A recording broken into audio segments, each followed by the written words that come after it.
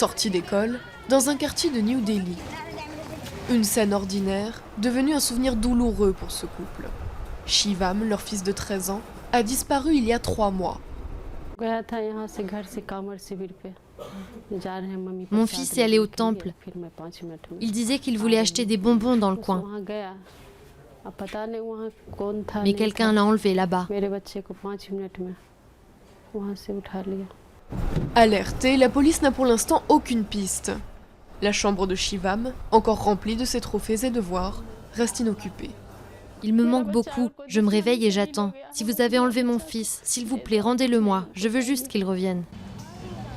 Chaque jour, 14 enfants disparaissent à New Delhi, souvent enlevés par des gangs de trafiquants dans les quartiers pauvres. Ils sont revendus pour servir de main-d'œuvre bon marché ou alimenter les réseaux de prostitution.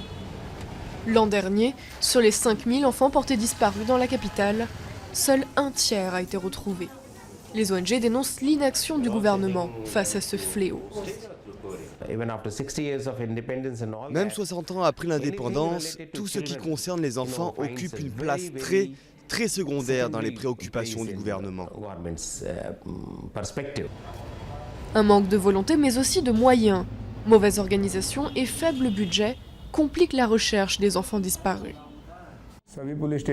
Ça aiderait d'avoir une meilleure coordination entre les chefs de police et il faudrait aussi que les bases de données des postes de police soient connectées entre elles. Âgé de 12 ans, Sharad Kumar a été victime il y a 3 ans d'une tentative d'enlèvement à la sortie de son école. Un homme m'a forcé à le suivre et m'a gardé sous un arbre. Il m'a dit « Attends ici, je vais revenir avec d'autres enfants ». Des jeunes m'ont vu et m'ont aidé à rentrer chez moi. J'ai encore peur parfois.